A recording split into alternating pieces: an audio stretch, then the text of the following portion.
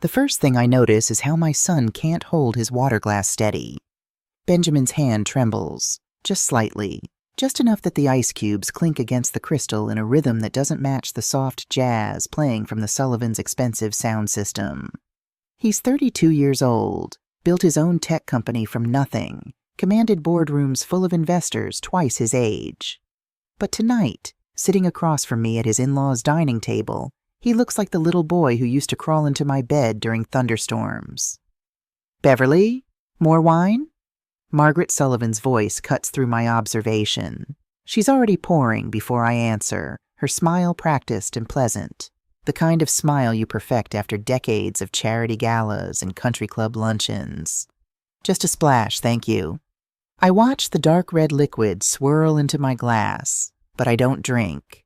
Something in my gut, call it mother's intuition, call it 30 years as an ER nurse, tells me I need to stay sharp tonight. The chandelier above us hums with a frequency that shouldn't be audible, but somehow is. Everything in this house is expensive, curated, pristine. The kind of home that looks like it belongs in a magazine because it probably has. Cream-colored walls, abstract art that costs more than my annual retirement income, furniture that you're afraid to actually sit on. Benjamin hasn't touched his food. His fork rests beside his plate at the exact angle he placed it 5 minutes ago. Sierra, his wife of 3 years, cuts her chicken into perfect little squares with mechanical precision, each piece exactly the same size. Her father, Richard Sullivan, sits at the head of the table like a king surveying his kingdom. Former corporate attorney, early retirement at 60, the kind of man who's used to winning. "So, Benjamin," Richard begins, swirling his wine glass, "have you given any more thought to what we discussed?" My son's jaw tightens. It's subtle. You'd miss it if you didn't know him the way I do. "I'm still reviewing the documents." It's been 3 weeks. This from Trevor, Sierra's younger brother. He slouches in his chair, tie loosened, third beer of the evening sweating on the tablecloth. There's a meanness in his eyes that reminds me of boys I knew growing up, the kind who pulled wings off butterflies. "These things take time," Benjamin says quietly. "Time we don't have." Richard sets down his glass with deliberate care. "The market waits for no one. The restructuring needs to happen now, while we have the advantage." I don't know what restructuring they're talking about. Benjamin hasn't mentioned any business changes to me, but the way everyone's eyes flick toward him, then away, tells me this isn't really about business at all. That's when it happens. Benjamin's hand finds mine under the table. His palm is cold. Not cool. Cold. Like he's been holding ice. His fingers wrap around mine with a pressure that borders on painful, and his thumb taps against my wrist. 3 times. Quick, sharp, deliberate. Our old signal. The one we used when his father was dying, and Benjamin was trying to be strong in front of the doctors, but falling apart inside. "Help me. I'm scared. I need you." My heart rate kicks up, but I keep my face neutral. Years of delivering bad news to families in emergency rooms taught me how to control my expression. I squeeze back gently. "I'm here. I've got you." "Mom," he says, his voice carrying just to me under the cover of Margaret asking Trevor about job prospects. "I need you to check your phone." I slip my hand into my purse on my lap, fingers finding my iPhone. The screen lights up with 3 notifications, all from my bank. Transfer complete. 16,666 transfer complete. 16,666 666 transfer complete. 16,666 666 $50 million. The total value of his company Benjamin built himself, working 18-hour days, sleeping on his office couch, believing in something when everyone else called him crazy. My hand freezes.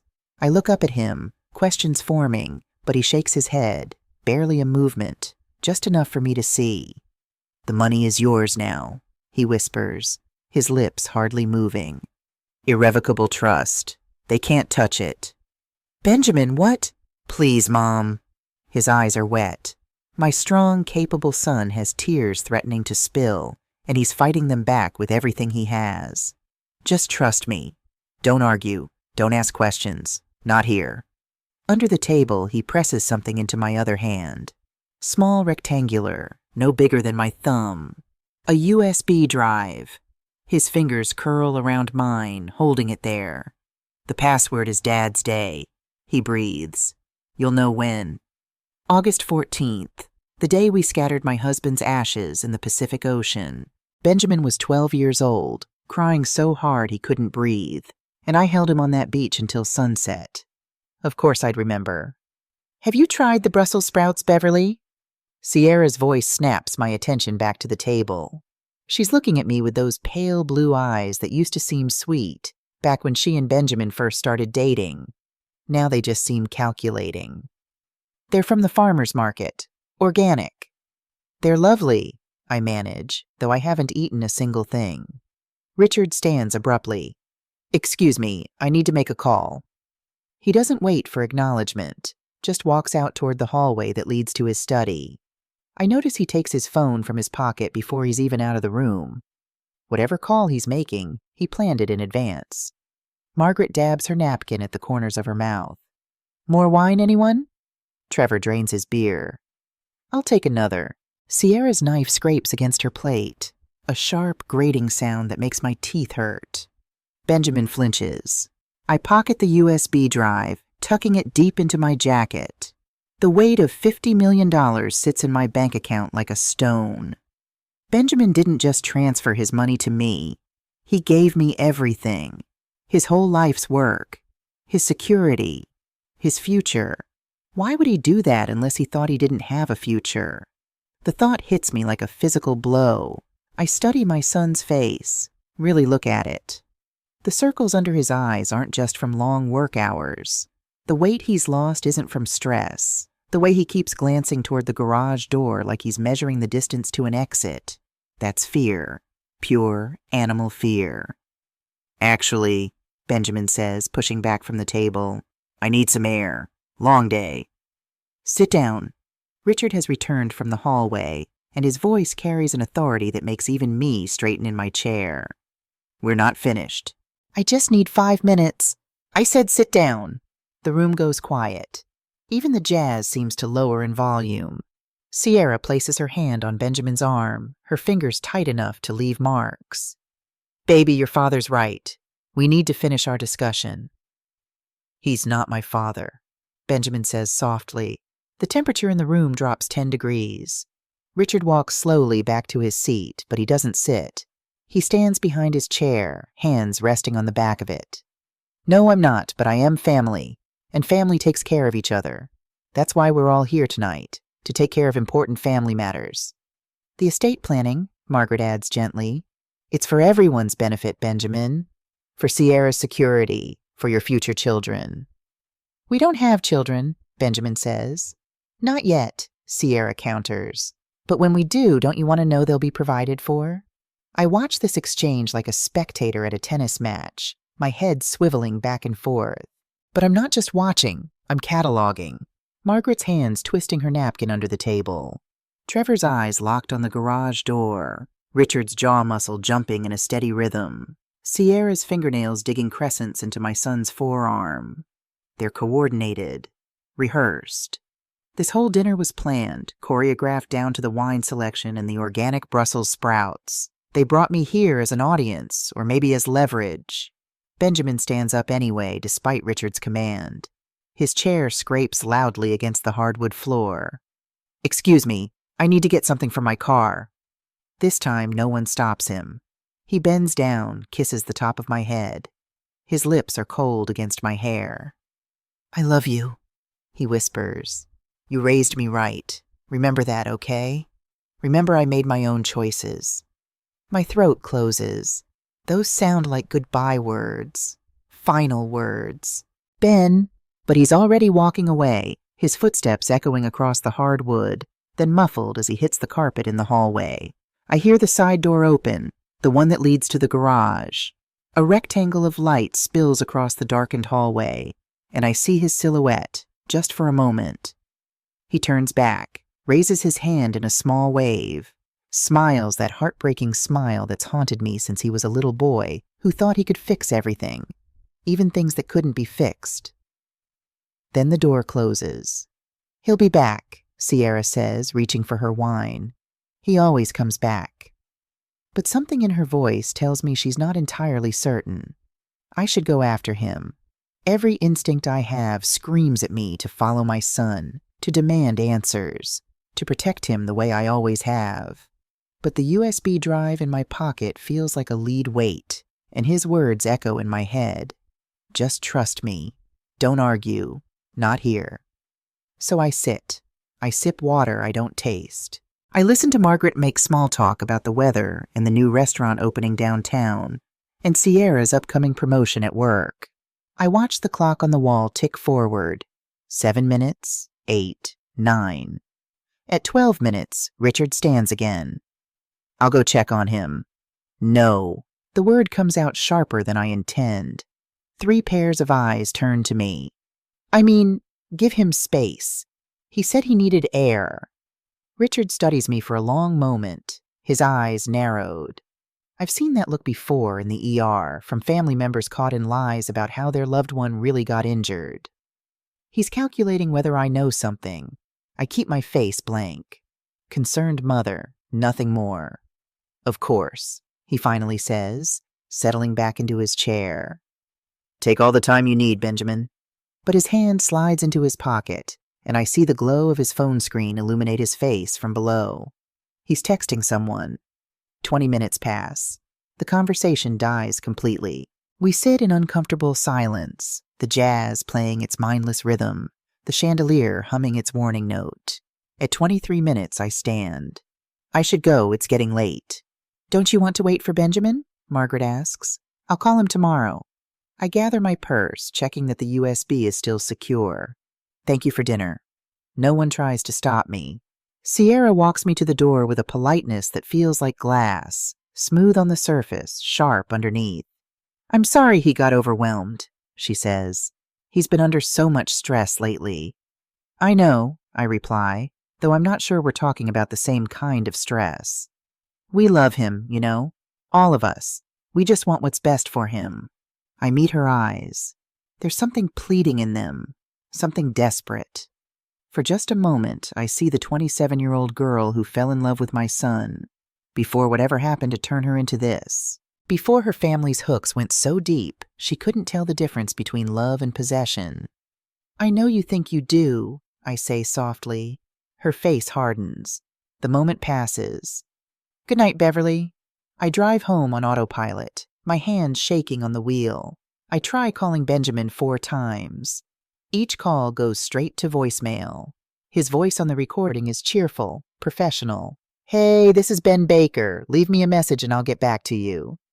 I don't leave messages. What would I even say?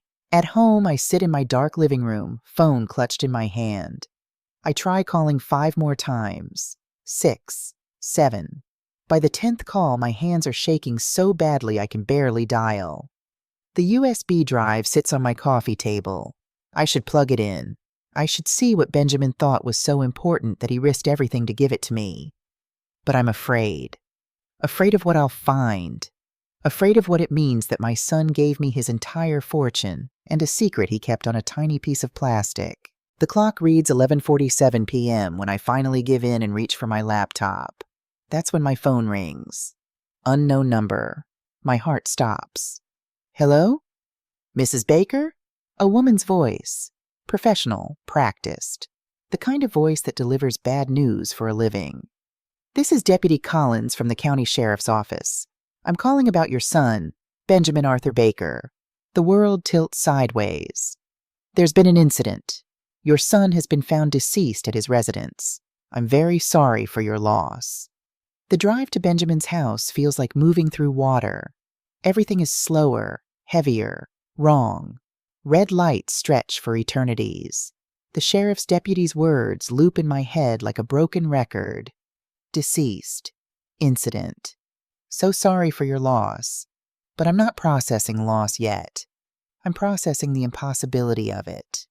23 minutes. That's how long it took from the moment my son walked out of that dining room to the moment he supposedly died in his garage from carbon monoxide poisoning. 23 minutes. I've worked in emergency medicine for 3 decades. I know how long CO poisoning takes. I know the symptoms: headache, dizziness, confusion, loss of consciousness. I know you don't just walk into a closed garage, start your car, and peacefully die in less than half an hour. Blue and red lights paint the street in ugly colors when I pull up. There are 3 patrol cars, an ambulance, and the medical examiner's van. Neighbors stand on their porches in bathrobes, whispering behind their hands. A young officer with a clipboard intercepts me before I'm even out of my car. "Ma'am, this is an active scene. I'm going to need you to—" "I'm his mother." My voice sounds like it's coming from somewhere else. "I'm Beverly Baker. They called me." His face softens in that particular way people's faces soften when they realize you're the grieving relative. "I'm very sorry. If you could wait here, Detective Morrison will want to speak with you." Detective Morrison. I file the name away. I stand behind the yellow tape, watching. The garage door is closed, but I can see the seam of light underneath it. The side door, the one Benjamin walked through, is propped open with a brick. Officers move in and out with the casual efficiency of people who've done this before. That's when I notice the scratch marks. They're fresh, bright silver against the white paint of the garage door frame. Like someone forced the automatic door down manually, the emergency release scraping against the track. Benjamin's garage door was new. He'd had it installed last year after the old one stopped working. It had a soft close feature. It shouldn't leave marks like that. "Mrs. Baker?" I turned to find a woman in her 40s, dark hair pulled back in a severe ponytail, shield clipped to her belt. She extends her hand. "I'm Detective Laura Morrison. I'm so sorry for your loss." There's something in her voice that sounds almost genuine. Almost. "What happened?" I ask. She guides me a few steps away from the other officers, her hand light on my elbow. "It appears your son left his car running in the closed garage. Carbon monoxide buildup. It's more common than people realize. Sometimes folks are distracted, maybe had a few drinks. They forget. Benjamin doesn't drink and drive. It's an automatic response, mother defending son, but it's also true." "Of course." She nods sympathetically.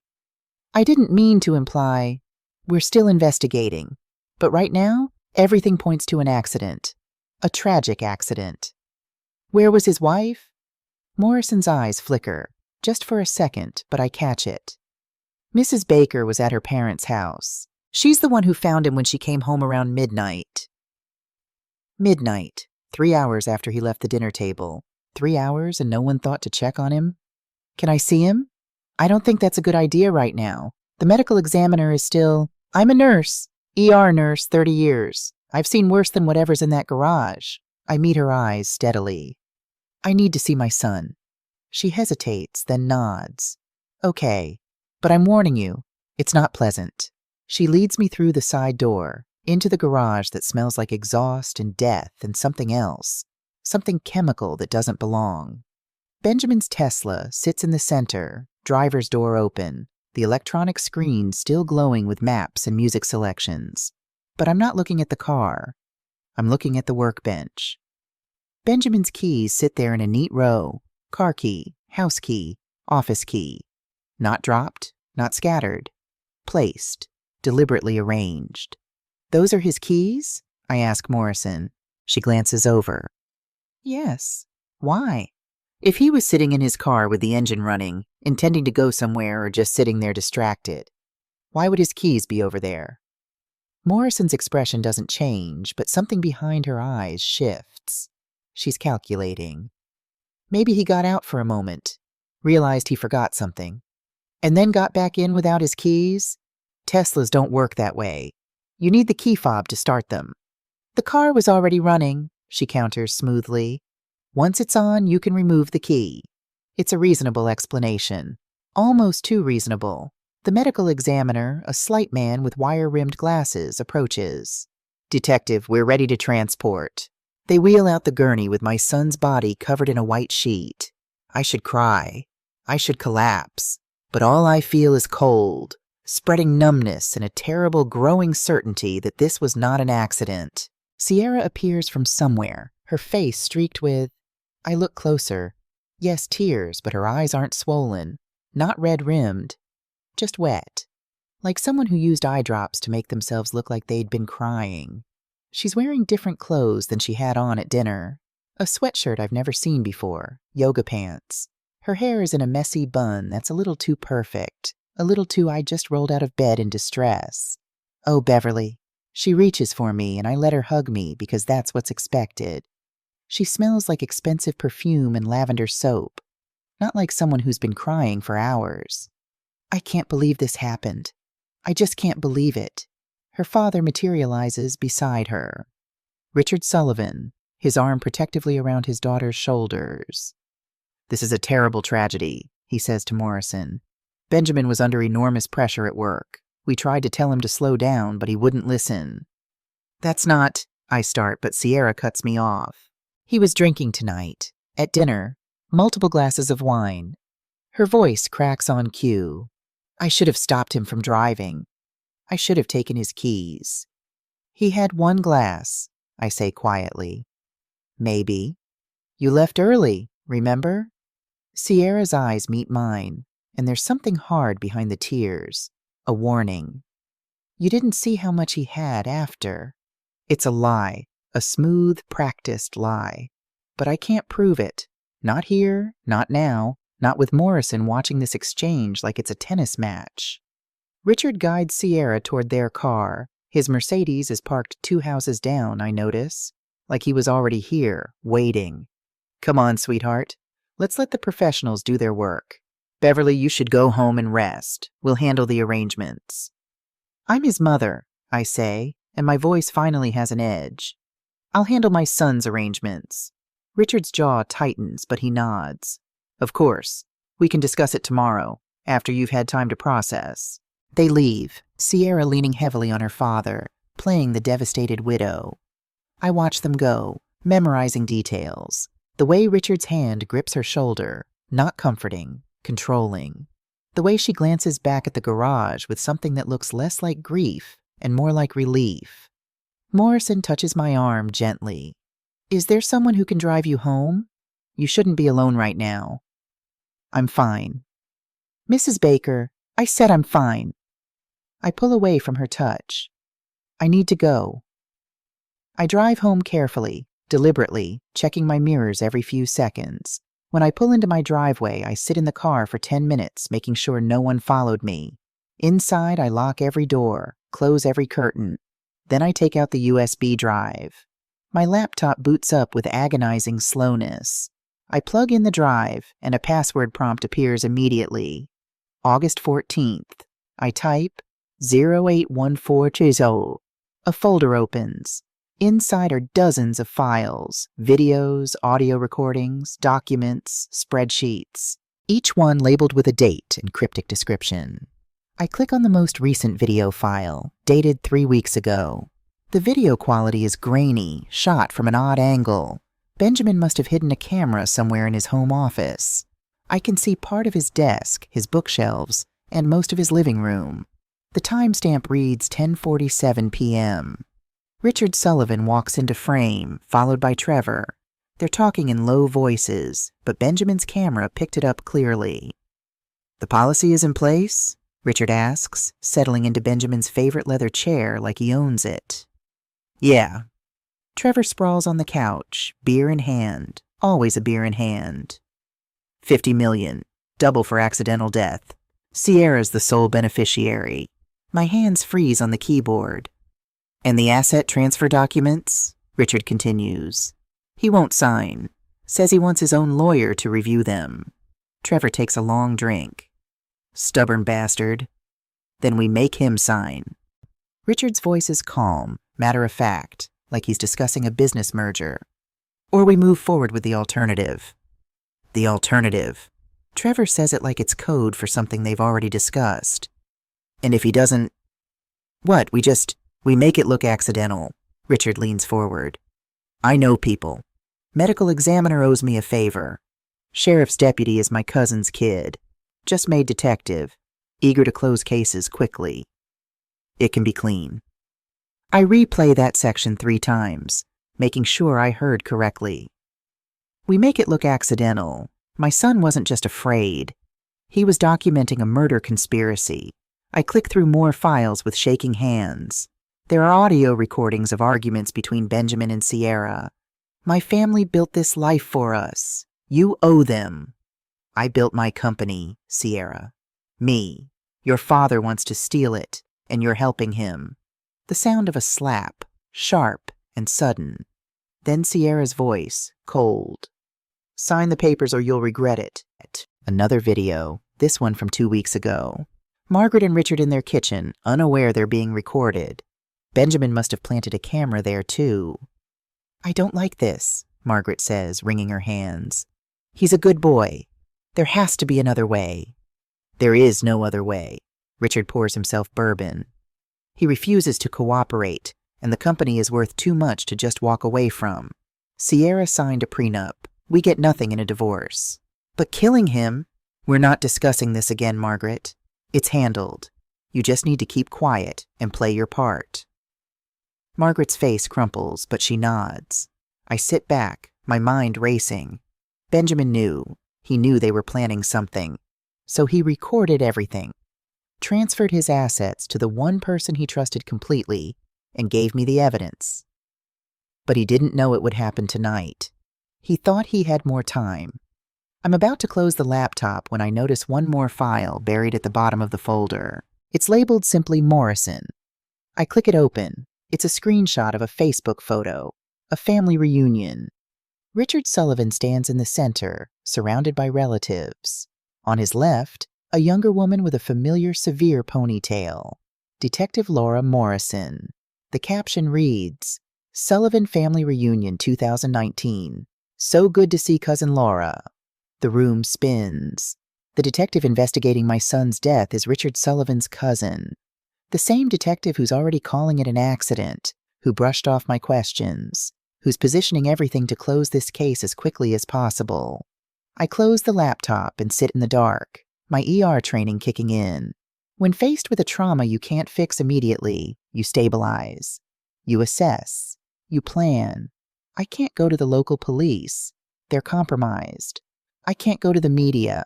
I have no credibility, just a grieving mother with conspiracy theories. I need to be smarter than this. I need help. I pull out my phone and scroll through my contacts until I find the name I'm looking for. Arthur Brennan. My late husband's attorney, retired now, but sharp as ever at 73. He and my husband went fishing together every Sunday for 20 years. He was at our wedding, at Benjamin's baptism, at my husband's funeral. If I can trust anyone, it's Arthur. I text him. Need to talk. Urgent. Not over phone. The response comes back within 2 minutes. My office, 8 a.m., I'll be there. I spend the rest of the night going through every file on the USB, taking notes, cross-referencing dates. By dawn, I have a timeline.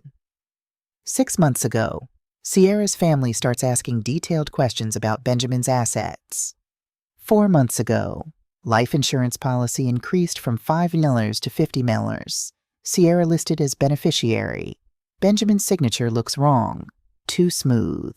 3 months ago, family estate planning documents drafted, giving Richard Sullivan power of attorney over Benjamin's company in case of incapacitation. 6 weeks ago, Benjamin starts recording conversations. 3 weeks ago, Richard and Trevor discuss the alternative. 2 weeks ago, Margaret expresses doubts, is silenced. 1 week ago, Sierra demands Benjamin sign transfer papers. 2 days ago, audio recording. Trevor calls Richard.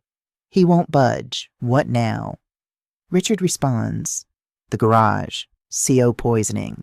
Friday night. Last night, my son dies in his garage, exactly as planned. At 7:45 a.m., I'm sitting in my car outside Arthur Brennan's office, the USB drive in my pocket, burning like a coal against my hip. He opens the door himself, white hair uncombed, concern etched in every line of his face. Beverly, come in. I hand him the USB drive. I need you to watch these videos, all of them, And then I need you to tell me how we bring them down. Arthur takes the drive, studies my face. What am I going to see? Proof that my son was murdered, I say, and proof that the people who did it think they were going to get away with it. He nods slowly. Then let's make sure they don't. Arthur Brennan watches the videos in complete silence.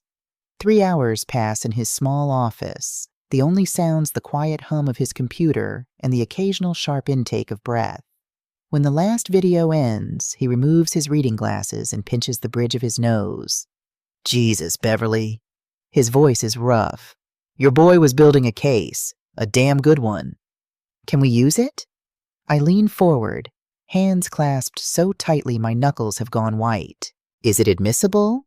He's quiet for a long moment, lawyer's mind working through the angles. The recordings from his own house, absolutely. One-party consent state. But there's a problem. My stomach drops. What problem? Detective Morrison. He taps the screen where her photo still glows. If she's compromised, the whole local investigation is tainted. They'll bury this before it sees daylight. We need to go higher. How high? State level, maybe federal. Arthur leans back in his chair, steepling his fingers. Insurance fraud across state lines. That's FBI jurisdiction. Securities fraud if they were planning to take over his company illegally. We need to get this evidence to people who aren't on Richard Sullivan's payroll. How long will that take? Too long if we go through normal channels. He studies me carefully. But I know someone. Former prosecutor, now with the State Attorney General's office, Karen Hughes. We go to law conferences together. She owes me a favor. Will she believe us? Arthur gestures to the computer. After watching this, she'd be a fool not to. But Beverly... He hesitates, choosing his words with care. Once we do this, there's no going back. You'll be painting a target on yourself. Richard Sullivan has money, connections, and apparently no moral boundaries. Are you prepared for that? I think of Benjamin's hand gripping mine under the table, his trembling whisper, the trust in his eyes when he gave me everything he had. They killed my son, I say quietly. I'm prepared for whatever comes next.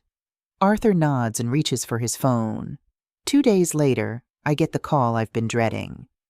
Beverly, this is Richard Sullivan. His voice is smooth, practiced sympathy.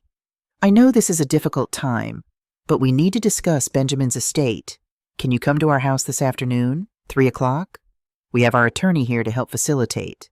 My hand tightens on the phone. Arthur, sitting across from me in my living room, nods encouragingly. This is what we've been waiting for. Of course, I say, keeping my voice small and uncertain. Grieving mother, overwhelmed by logistics. I appreciate you handling the details. It's the least we can do.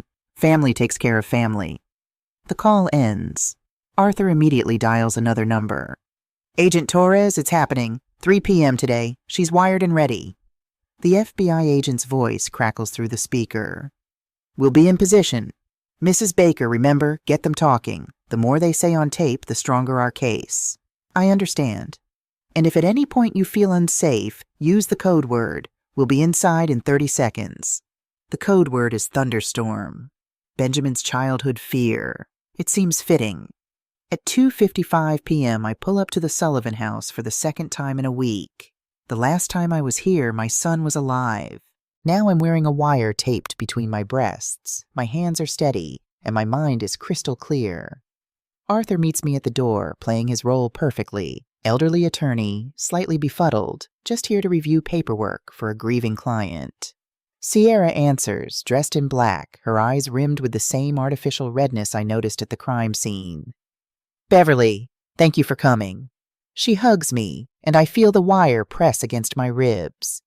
If she notices anything unusual, she doesn't show it. The living room has been transformed into a makeshift conference room. Richard sits at the head of the dining table, papers spread before him like a general planning a campaign. Margaret perches on the sofa, hands folded in her lap, eyes downcast. Trevor sprawls in an armchair, trying to look sober and almost succeeding. And there's a new face, a man in his 50s, expensive suit, briefcase monogrammed with DK. The family attorney, I assume. Beverly, Arthur. Richard stands, extending his hand. Thank you for coming. This is Douglas Kent, our family attorney. He's here to help us navigate the estate issues. Douglas Kent doesn't offer to shake hands. He's already sizing me up, calculating, categorizing.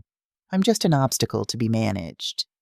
Please, sit. Richard gestures to the chairs they've positioned at the far end of the table, lower than the others, I notice. A subtle power play. I sit. Arthur settles beside me, pulling out a yellow legal pad with the slow deliberation of a man who's done this 10,000 times. Let's get straight to the point, Richard begins.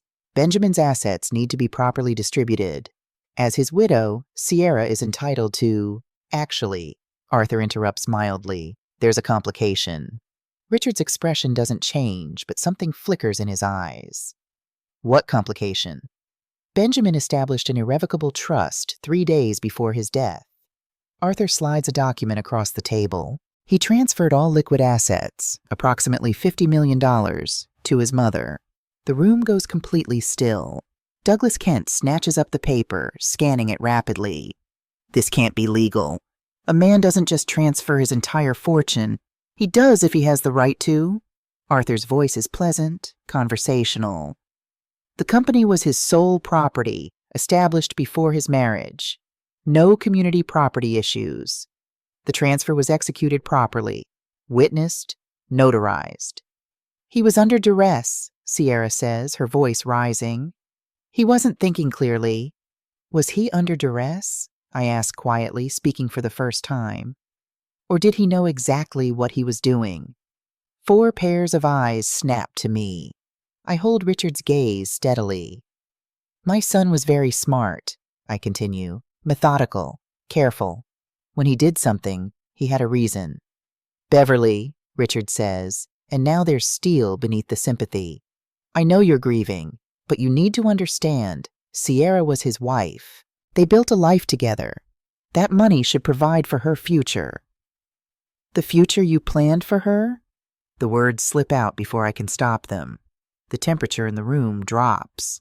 Douglas Kent clears his throat. Mrs. Baker, I'm not sure what you're implying. I'm not implying anything. I reach into my purse and I see Trevor tense, but I'm not pulling out a weapon. I'm pulling out a laptop. Arthur helps me set it up on the table, opening it to the video file we've queued up. The one from 3 weeks ago, crystal clear audio and video of Richard and Trevor discussing the alternative. I'm showing you what my son showed me, I say softly. The truth. I press play. Richard's voice fills the room. The policy is in place? $50 million double for accidental death? Trevor's response. Yeah, Sierra's the sole beneficiary. And the asset transfer documents? He won't sign.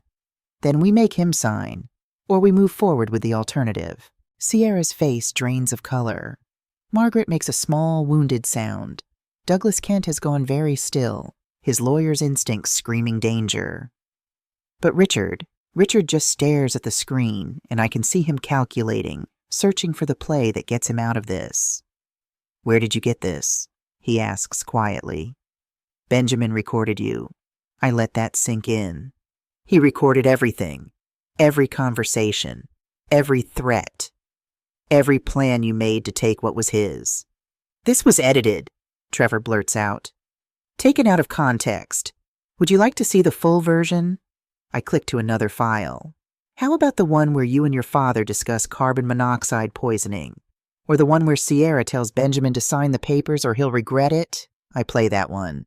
The sound of the slap echoes in the silent room. Sierra starts crying, real tears this time. I didn't mean... It wasn't supposed to happen like this. Shut up, Richard snaps. Don't say another word. But Douglas Kent is already gathering his papers, his face pale. I can't be part of this. I'm leaving. Sit down, Douglas. Richard's voice could cut glass. I'm attorney-client privilege, Richard, not accomplice to murder privilege. Douglas clicks his briefcase shut. Find another lawyer. He's out the door in 30 seconds. The room settles into terrible silence. I let it stretch. Let them marinate in their fear. Then I play the final video, the phone call from 2 days before Benjamin died. Trevor's voice. He won't budge. What now? Richard's response. The garage. CO poisoning. Friday night. I'll handle Morrison. She'll rule it accidental. Margaret stands abruptly, her chair scraping harshly against the floor. I can't do this anymore. Her voice shakes, but there's steel underneath it. I can't lie anymore. Margaret, Richard starts. No. She turns to me, tears streaming down her face.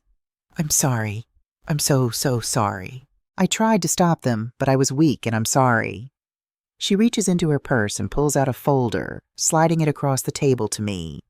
The insurance documents. The signature is forged. I have the original, the one Benjamin refused to sign. I kept it. I don't know why, but I kept it.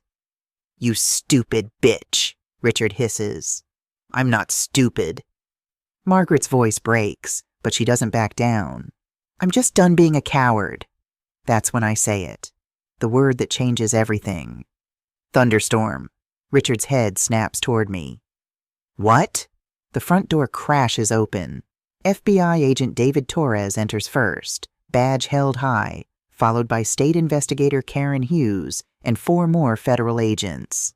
FBI! Nobody move! The next 30 seconds are chaos. Trevor tries to run for the back door and gets tackled by an agent. Sierra collapses into her chair, sobbing. Margaret doesn't move, just stands with her hands raised, waiting. And Richard looks at me with pure hatred. You wore a wire, he says. Not a question. A statement. My son wore a camera, I reply quietly. He documented everything you did and everything you planned to do. He just ran out of time to use it himself. Agent Torres is reading Richard his rights, but Richard keeps his eyes locked on mine. You have no idea what you've started. I will bury you in legal fees. I will destroy you. You already destroyed me. My voice doesn't shake. You killed my son. There's nothing left for you to take. Karen Hughes approaches me carefully. Mrs. Baker, we're going to need you to come to the federal building. Give a full statement. Of course. As they lead Richard out in handcuffs, he's still talking, still making threats. Trevor goes quietly, shock written across his face. Sierra begs to call a lawyer, her carefully constructed image shattered completely. Margaret walks to me before they escort her out. I know I don't deserve forgiveness, she whispers, but I hope Benjamin knows I tried to stop it. At the end, I tried. You're testifying? I ask. She nods. Everything. I'll tell them everything. Then you're doing the right thing now. That's something. She squeezes my hand once, then lets the agents guide her away. 6 months later, I sit in my living room watching the news report on mute. Former attorney Richard Sullivan sentenced to 25 years for conspiracy to commit murder and insurance fraud. His son Trevor Sullivan received 20 years. Sierra Baker, 15 years after cooperating with prosecutors. Margaret Sullivan granted immunity in exchange for testimony. I turn off the television. The cemetery is quiet in the late afternoon sun. I walk the familiar path to Benjamin's grave, carrying a single red velvet cupcake, his favorite since he was 6 years old. The headstone is simple. Benjamin Arthur Baker, beloved son, visionary leader. His truth became justice. I sit on the grass beside him, setting the cupcake on the stone. I brought someone to meet you, I say softly. Emily Chen, a 24-year-old developer Benjamin mentored, approaches hesitantly. She's holding a folder. Mrs. Baker, I wanted you to see this. She opens it carefully. Our startup got Series A funding, $2 million. I'm listing Ben as our angel investor in the cap table. His spirit is in every line of code we write. I read through the documents, seeing my son's influence on every page. The foundation we established, the Benjamin Baker Foundation, has given grants to 15 young entrepreneurs in 6 months. Kids from broken homes, kids who lost parents too young, kids who just needed someone to believe in them the way Benjamin believed in people. He'd be proud of you, I tell Emily. He'd be proud of you, she counters. You got justice for him. You protected his legacy. After she leaves, I sit alone with my son as the sun sinks lower. I kept my promise, I whisper. They're paying for what they did. And your money, it's helping people, just like you always wanted. A breeze stirs the leaves on the oak tree overhead. I could swear I feel warmth on my shoulder, like a hand resting there, like my son, one last time, telling me I did good. I stand, smooth the grass around his grave, and walk back to my car. In the rearview mirror, I can see the cemetery growing smaller, but I'm not looking back with grief anymore. I'm looking forward, to the next grant recipient, to the next young person who needs a chance, to the next piece of Benjamin's legacy taking root in the world. My son trusted me with his truth, and I protected it. This concludes The Silent Witness, a story of a mother's love, a son's foresight, and the quiet power of truth against corruption.